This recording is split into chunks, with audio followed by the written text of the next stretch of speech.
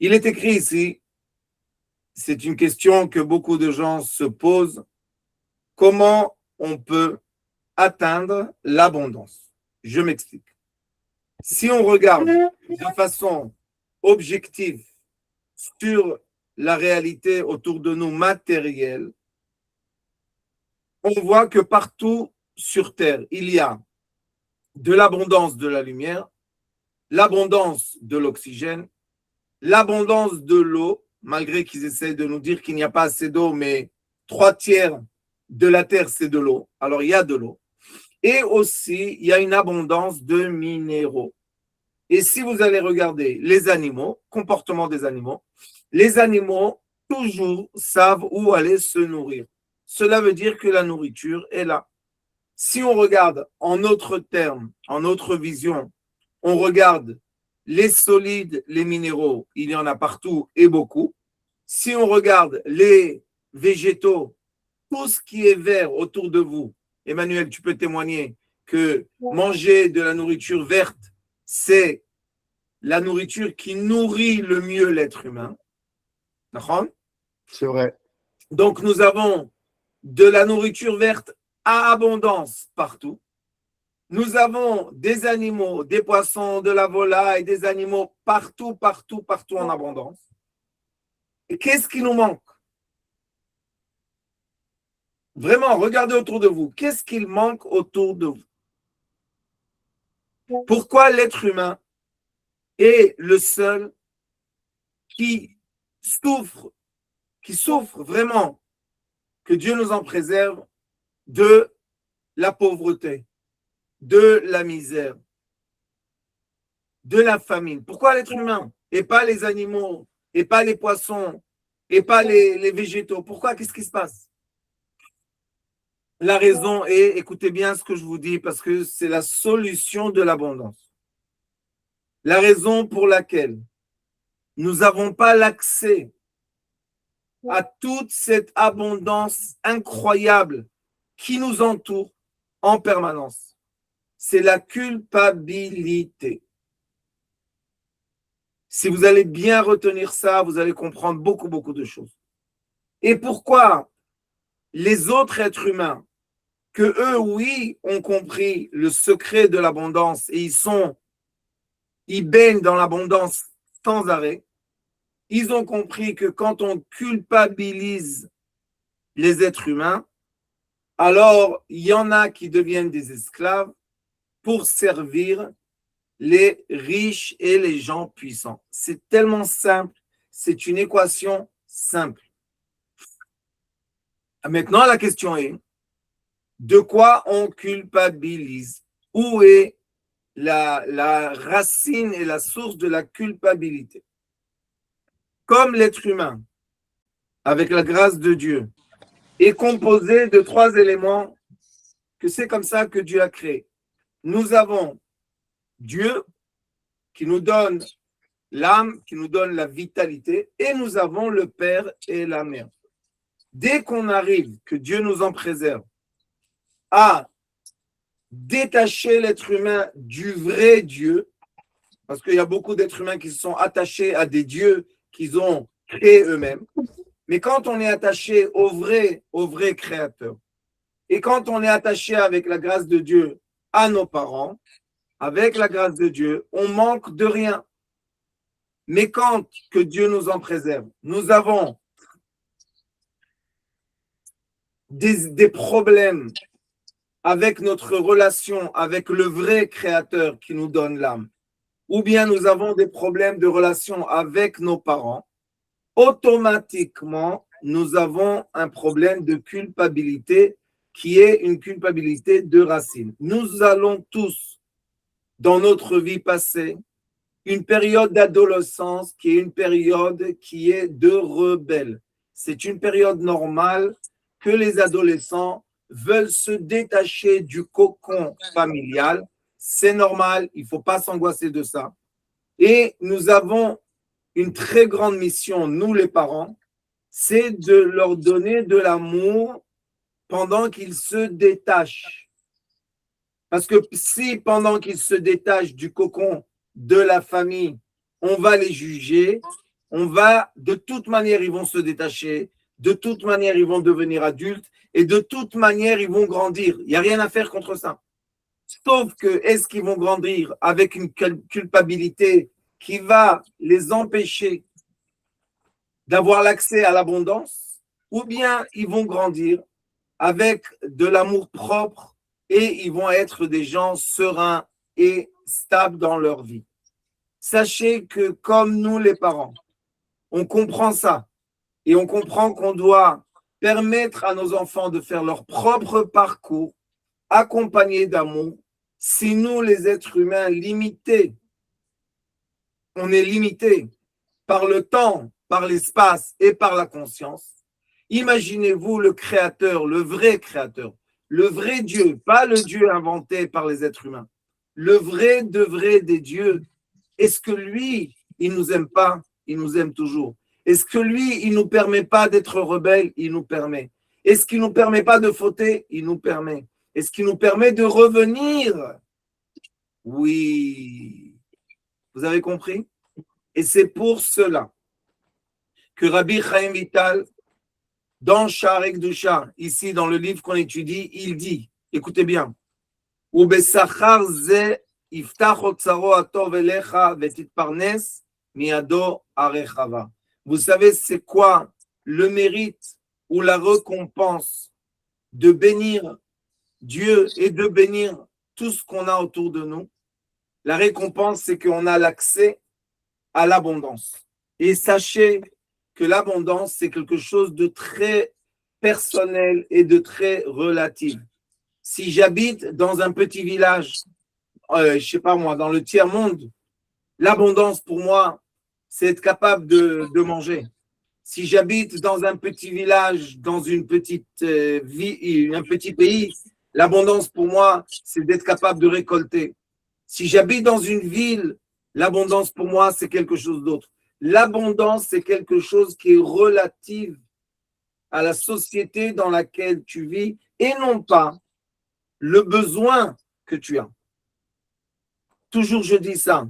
Si la personne aurait pensé comment je suis arrivé à ce moment précis, eh ben on aurait vu qu'on y est arrivé.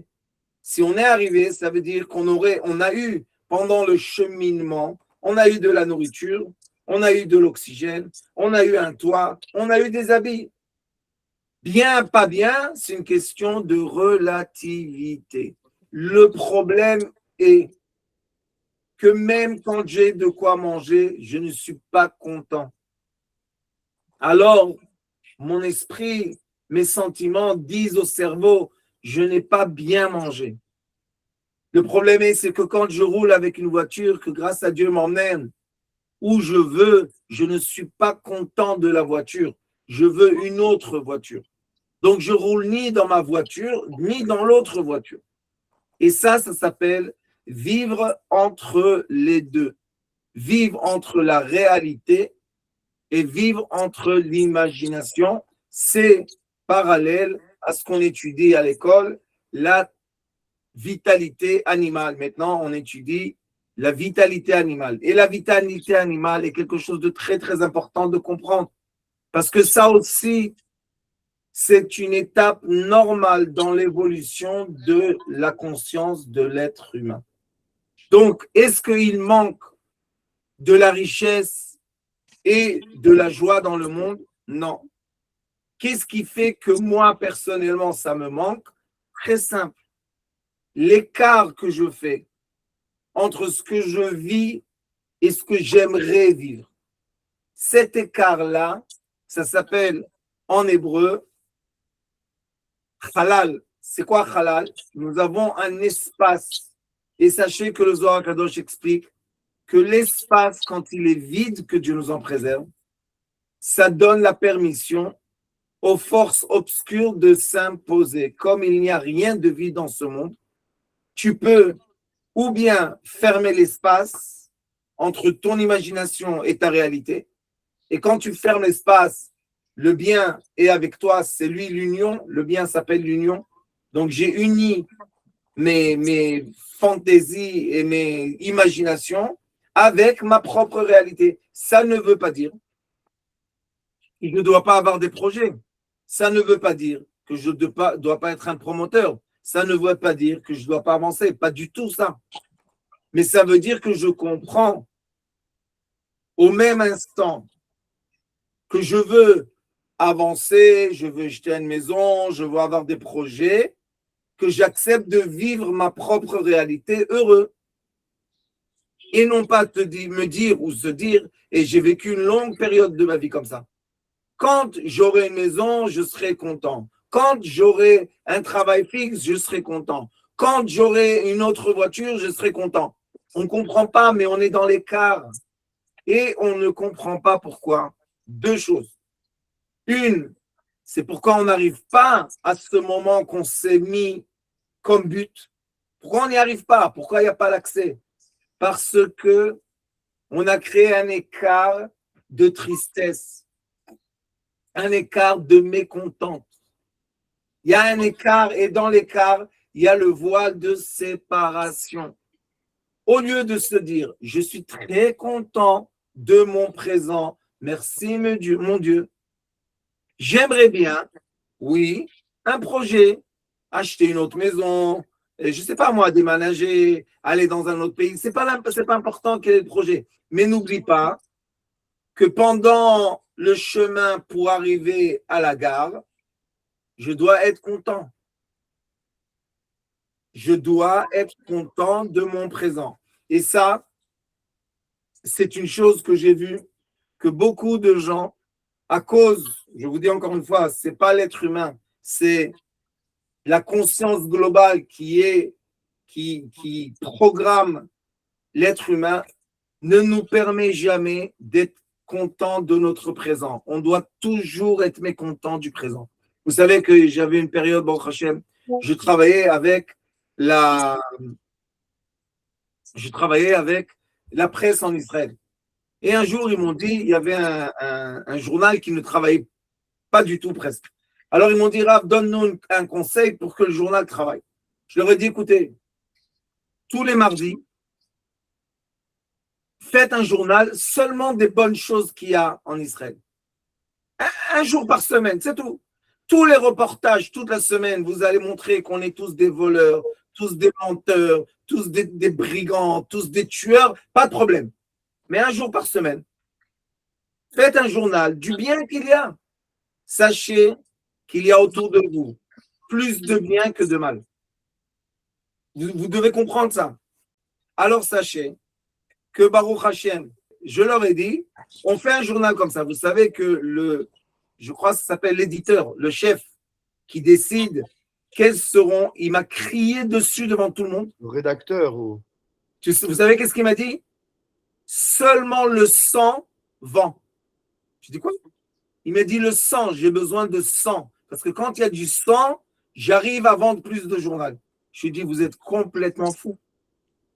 Vous êtes complètement fou. Vous êtes en train d'habituer l'être humain à être heureux des drames. Mais il n'est pas heureux. Alors, chacun de nous, je pense qu'on a le libre arbitre de faire le choix de s'attacher au présent magnifique. Et quand on médite à l'école, je dis beaucoup de fois aux élèves, maintenant on va commencer la méditation. Oui, vous voulez, bien sûr. Alors je leur dis, asseyez-vous sur une chaise. Écoutez, faites cet exercice, vous allez être très heureux. Est-ce que je manque à ce moment précis? J'ai faim. Normalement, non. Et si on a faim, on se lève, on mange quelque chose, on revient. Est-ce que j'ai soif? Normalement, non. Si j'ai pas soif, eh bien va, lève-toi, va boire de l'eau, reviens. Est-ce que tu manques d'habits? Non, va dans l'armoire, habille-toi. Est-ce que tu manques d'oxygène? Non. Est-ce que tu manques de lumière? Non. Qu'est-ce que tu manques? De rien. Je parle maintenant, présent. Dans le présent, présent. J'aurais voulu à la banque 1 million d'euros. J'aurais voulu de voitures. J'aurais voulu des...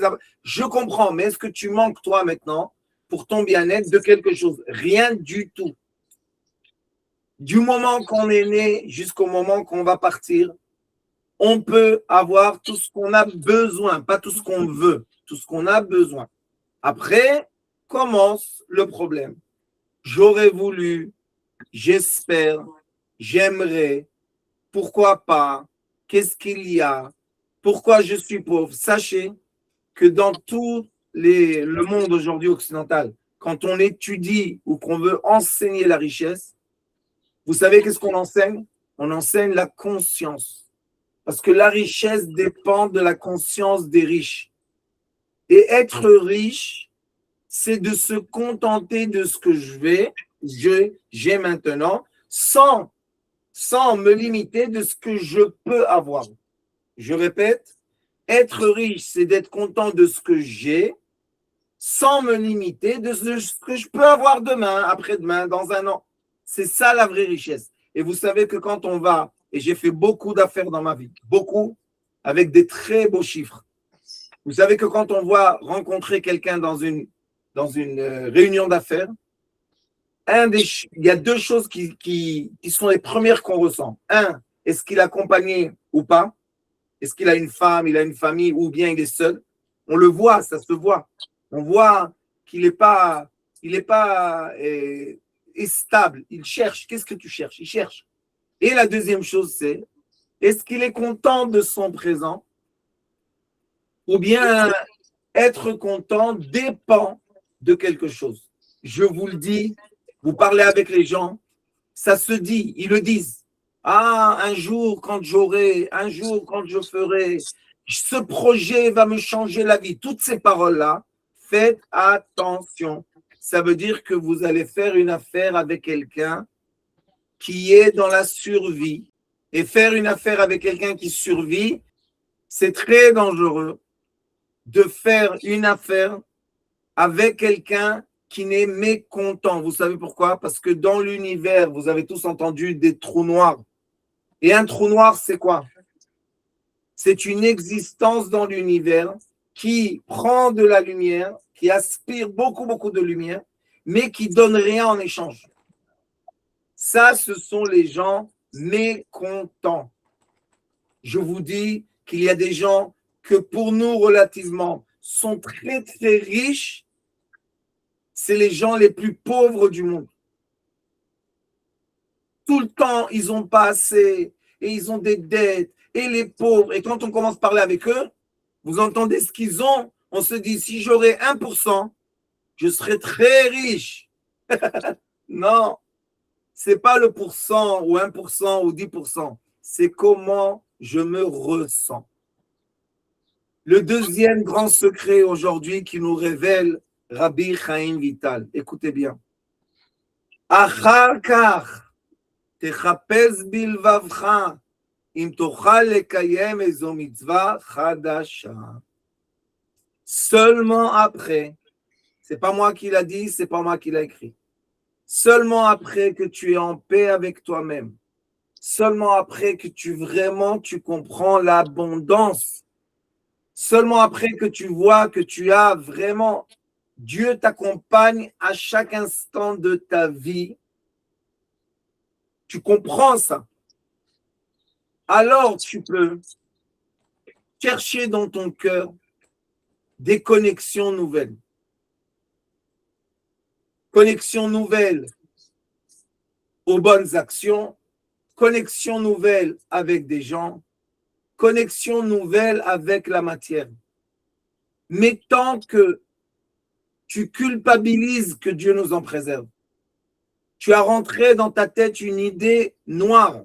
De qui? De toi-même. Parce qu'ils n'arrêtent pas. Ils n'arrêtent pas. Toute la journée, on est sous des accusations. Impossible d'être heureux. Impossible. Pourquoi? Pour qu'on n'ait jamais l'accès à notre cœur. Vous savez, c'est quoi le cœur? Lève. Le cœur, c'est la source et l'origine de l'abondance. C'est pour ça que le roi Salomon a dit Matza Isha, Matza Tov. Quand tu as trouvé ta femme, tu as trouvé ton bonheur. Est-ce que ma femme doit être parfaite? Non, ce n'est pas une femme, c'est un robot. Est-ce que ma femme doit être exactement ce que j'ai rêvé la nuit? Non, elle doit être un être humain. On est obligé, il dit la Torah, on est obligé. Matzah isha, matzah tov. Tu as trouvé une femme, tu as trouvé le bien. Quelle est la femme que tu as trouvée? La femme parfaite, elle n'existe pas. Elle n'existe pas. Arrêtez de chercher. L'homme parfait n'existe pas. Ça sert à rien, Toda Rabba. Ça sert à rien de chercher le parfait. Mais il n'arrête pas de nous dire, ah, combien elle pèse, ah, quels sont ses cheveux, ah, comment elle est. Et les pauvres, vous savez, je vous dis quelque chose. L'économie mondiale, écoutez bien ce que je vous dis, l'économie mondiale qui est basée sur l'imagination et la mécontence de l'être, vous imaginez pas les chiffres. C'est une économie mondiale de beauté, de mode, de package, les emballages de tout ce que vous achetez. C'est une économie mondiale. Et cette économie-là est basée sur quoi, Shalom Rabbi David? Elle est basée sur la mécontence. Vous serez toujours mécontent. On changera tous les ans la mode. On changera les couleurs, on changera les habits, on changera la mode, on changera la coiffure, on changera tout le temps. Pourquoi? Que tu ne seras jamais content. Et quand je ne suis pas content, mon cœur souffre. Sachez ça. Quand je ne suis pas content, mon cœur souffre. Au lieu d'être mécontent de ceux qui m'accompagnent, pourquoi pas être content d'être accompagné? Grande question. Je répète, au lieu d'être mécontent de ceux qui m'accompagnent, pourquoi pas être content d'être accompagné? Tout simple. Est-ce qu'on sera accompagné toujours comme on veut, comme on aime? Non, c'est impossible. Alors pourquoi je souffre? Parce qu'on m'a permis d'être mécontent. Eh oui, alors dit Rabbi Chaim Vital, écoutez les paroles sages. Acharkar, après que tu vas être content dans ton cœur et tu vas arrêter de culpabiliser parce que c'est un poison invisible, mortel. C'est un poison invisible, mortel, la culpabilité. Tu pourras après commencer à voir qu'est-ce qui se passe dans ton cœur. Mes chers amis, il y a beaucoup, je ne vais pas maintenant vous parler de ça parce qu'on peut en parler des jours et des nuits, mais il y a beaucoup de psychologie moderne qui vous disent vos parents vous ont fait du mal, vos parents vous ont pas aimé, vos parents blablabla, blablabla, blablabla. Mais si on aurait pris une caméra invisible et on aurait vu combien de fois dans ma vie, en termes de temps, j'ai reçu des coups de mes parents, par exemple. Moi, j'étais dans la génération qu'on frappe les enfants. Combien de fois on m'a frappé? Quoi, tous les jours, du matin au soir, quoi, c'était des robots de coups, quoi. Même que j'avais faim quand j'étais petit. Combien de fois on a eu faim et combien de jours relativement à ma vie? Combien? Ah, qu'est-ce qu'elle fait, la psychologie de Freud? Elle prend des petits moments qu'on était mal et elle envahit le cœur avec ça, que Dieu nous en préserve. Mes parents, ils m'ont fait, mon frère m'a fait, mon grand-père, mon oncle. Combien de fois dans ma vie réelle, j'ai vraiment souffert en relativité de temps? J'ai plus souffert du souvenir de la souffrance que j'ai souffert de la souffrance même. Et vous savez, c'est quoi la différence dans la vie entre les gens qui avancent et les gens que malheureusement tombent dans la dépression, dans la tristesse, dans la mécontence? C'est est-ce que je comprends la relativité des choses, c'est tout. Moi, toujours, toute ma vie, vous savez, quand j'étais petit, c'est pas pour rien que j'aime les oiseaux. J'étais petit, vraiment. Merci, mon Dieu, on a vécu dans l'enfer. Quand je vous dis l'enfer, on habitait dans un pavillon avec des rats et avec des souris et avec des trucs. L'enfer sur terre. Je crois que c'est aujourd'hui interdit que les enfants habitent là-bas. Mais on a habité là-bas. Et je ne sais pas comment et pourquoi, j'avais un livre de l'Amérique du Sud. Et il y avait des très belles photos. Les oiseaux blancs, là, comment ils s'appellent? Les cygnes, les cigognes, je ne sais pas. Et je voyais les cigognes dans l'air, des grandes, et comment dire, les haka, des groupes de cigognes dans l'air. Et je me disais toujours dans mon petit cœur, un jour, tu pourras partir. Un jour, tu vas grandir. Tu pourras, toi aussi, comme un oiseau, voler et aller où tu veux. Et toujours, je me disais, si eux, les oiseaux, peuvent voler d'un endroit à l'autre, moi aussi, je pourrais partir d'un endroit à l'autre. C'est la pensée qui m'a permis de passer et traverser cette période qui était une période désagréable, très désagréable. Mais si je me serais dit, comme on a essayé de nous expliquer, c'est ton destin, c'est ta vie, tu seras toute ta vie comme ça, tes parents, pourquoi? Les pauvres, ils étaient avec nous dans la même situation. Alors, ils ont choisi ça, c'est impossible. Mais c'était une période qu'on devait souffrir ce qu'on a souffert. Eh bien, merci mon Dieu. Au contraire, c'était une période qui nous a permis à étudier, à être fort, à passer des épreuves, grâce à Dieu. Mais moi, ça m'a donné un outil merveilleux. Je rêve. Nous, les indigos, on rêve. Vous savez c'est quoi rêver? On rêve. On se projette dans d'autres endroits. C'est pour ça que j'aime tellement les oiseaux.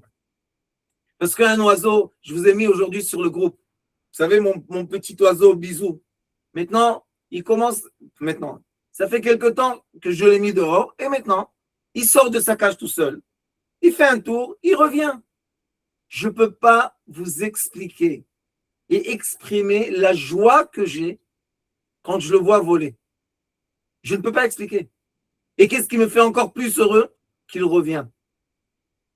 Alors chacun de nous, mes chers amis, vous voulez vous libérer, vous voulez être libre, arrêtez d'avoir des relations à condition.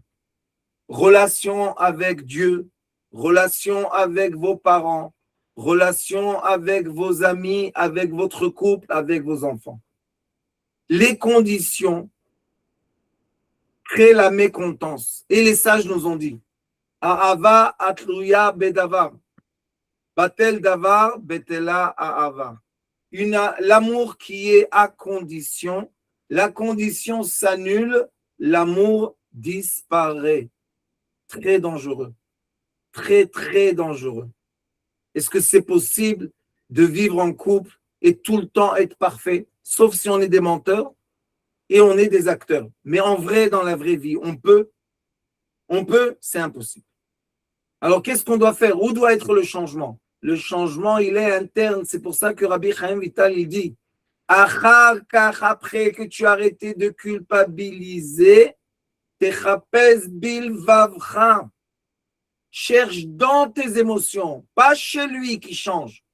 Que moi, dans mes émotions, je m'équilibre, je sois en paix. Vous savez quelle joie de vie quand nos émotions sont en paix. Vous savez quelle joie? C'est quoi être en paix dans les émotions? Si mon couple se comporte comme j'aime ou des fois comme je n'aime pas tellement, je comprends, tout va bien. Si mes enfants vont faire ce que je veux, comme je veux, c'est une condition. Est-ce qu'ils vont toujours faire ce que je veux, comme je veux? C'est impossible. Donc, j'ai mis des enfants au monde, mais j'ai mis une bombe à retardement de mécontence. Mes enfants, notre famille, notre couple, tous, on doit être content pour eux. Parce que quand je suis content, je suis en termes de content, moi-même, personnellement, tout va bien. Quand je suis mécontent, tout va mal. Pourquoi? Parce que je vous ai expliqué, je vous réexplique. Le cœur, c'est lui qui va contrôler le cerveau. Arrêtez de faire l'erreur moderne que le cerveau contrôle le cœur. Ça n'existe pas. La preuve, Rabbi Chaim Vital, il dit encore une fois, Techapes bilvavcha, cherche dans ton cœur. Pourquoi il ne dit pas Techapes bamoar shelcha? Parce qu'il n'y a rien à chercher dans le cerveau. Le cerveau obéit au cœur. Donc, si mon cœur est mécontent, si mon cœur culpabilise, vous comprenez que je trouverai, mon cerveau va chercher autour de moi seulement les défauts. C'est affreux ce que je vous dis, mais c'est une réalité. Mais si mon cœur est content, tout va bien. Qu'est-ce qu'il y a? Et je vous dis, faites cet exercice, vous allez voir, c'est magique. Qu'est-ce que je veux maintenant? Par exemple, quelqu'un rentre dans l'avion. On vous met, vous savez, plus le temps passe, plus les sièges deviennent petits, il n'y a pas de place. On peut être mécontent. Ah, et pourquoi? Et c'est pas. Et tout le vol sera un enfer. Mais quand on va atterrir, notre cœur sera pollué. On verra les gens qu'on aime, on ne les aimera pas. On verra le pays qu'on est parti pour être en vacances, on verra seulement les défauts. Il y a des défauts partout, mais il y a aussi des bonnes choses partout. Au lieu de se dire, attends, je suis assis dans l'avion. OK. Voilà. Je suis assis, oui. Il n'y a pas trop de place. OK. Il n'y a pas trop de place. C'est la réalité maintenant. Qu'est-ce que je fais? Je suis content de la réalité présente. Point à la ligne. Je ne me plains pas, je ne m'énerve pas. Une fois, on est parti en avion avec Lina et avec Gila et avec ma femme. Je ne sais pas qu'est-ce qu'ils ont fait, mais c'était mes genoux étaient écrasés sur le siège d'en face. Impossible. Alors, ils ont dit, qu'est-ce qu'on fait? C'est pas bien. Je leur ai dit, alors, c'est un avion. On va faire 2 heures de vol et on va se lever, c'est tout. Dormez. Pourquoi on commençait à être mécontent? Dormez. Calmez-vous. Ne rentrez pas dans ces folies que la justice, et ils me doivent, et j'ai payé, et comment ils se comportent. Ça ne sert à rien. Ça ne sert absolument à rien, sauf une chose. Ça sert beaucoup. Que vous allez perdre le temps. Et vous allez polluer vos sentiments. Et après, quand vous allez sortir du moment pollué, le cerveau cherchera seulement les défauts. C'est affreux. C'est affreux. Vous savez combien de couples? Ils ont eu une journée difficile. Très bien. On a tous des journées difficiles. Et quand ils viennent à la maison, vous savez, c'est quoi? C'est le cocon du paradis. La maison, c'est une porte. On ferme la porte, hop, on passe dans une autre sphère. Qu'on vit avec notre couple qu'on aime, on vit avec Baruch Hashem, nos enfants, qu'on doit aimer. Donc, ça doit être quoi? Un espace-temps de charger, un espace-temps d'amour. Mais on rentre mécontent. On rentre mécontent. Et on commence. Et pourquoi ça? Et pourquoi ça? Et pourquoi ça? Et pourquoi ça? Et pourquoi pas ça? Et pourquoi pas ça? Et si on culpabilise, encore pire. Et après, on perd. On perd. Ce paradis, on le perd parce qu'on l'a cassé nous-mêmes. Et après, on se dit, ah, c'est affreux, la vie est affreuse. La vie n'est pas affreuse. Du tout, en même. La vie est magnifique. Ce qui est affreux, c'est que malheureusement, on permet à la culpabilité, de rentrer dans notre cœur. C'est pour ça qu'on doit être en paix. Et être des gens parfaits, c'est impossible d'être en paix, mes chers amis. Impossible. Il y a des choses que je suis capable, il y a des choses que je ne suis pas capable. Tout va bien. Je vais essayer d'être le mieux que je peux et éviter le mal qu'il y a en moi. C'est tout. C'est tout. Simple.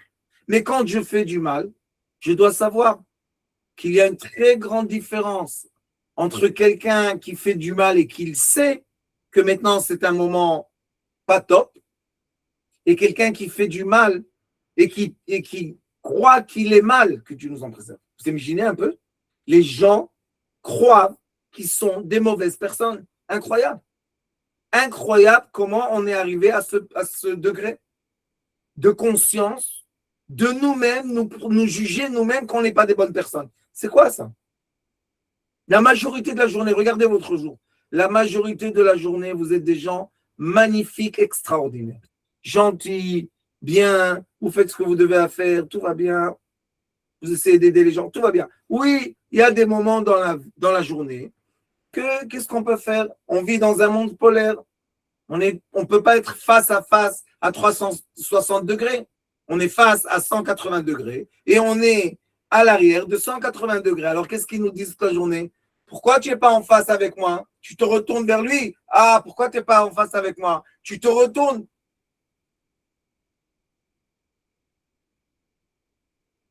Ça suffit, basta. On va tout arrêter. On va tout arrêter. On va accepter. On va accepter que quand je suis en face avec vous, je ne peux pas être en face avec mon oiseau qui est derrière moi. Impossible. Quand je vous donne le cours, je ne peux pas être maintenant dans une discussion avec ma femme. Impossible. Alors, qu'est-ce que je vais faire? Je vais vous donner le cours et je vais tout le temps penser pourquoi je ne parle pas avec elle. Mais quand je vais aller parler avec elle, pourquoi je n'ai pas donné le cours? C'est impossible de vivre comme ça. Qu'est-ce qu'on doit faire? Je donne le cours, je suis très content, le plus heureux du monde. Maintenant, donnez le cours. Après, on va finir le cours. Je vais aller aider ma femme pour préparer la nourriture de Shabbat. Je suis le plus content du monde que je suis en train de préparer la nourriture de Shabbat. Ah, Rav, pourquoi tu n'étudies pas? Il faut étudier. Il ne faut pas arrêter d'étudier. Eh bien, regardez ce qui s'est passé après des années de interdit d'être un être humain. Regardez.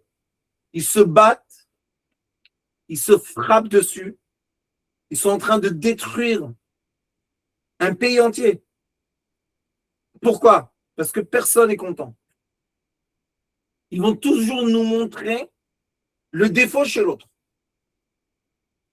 Vous savez, en Israël, il n'y a pas une famille aujourd'hui qui n'est pas composée de gens religieux et de gens non religieux.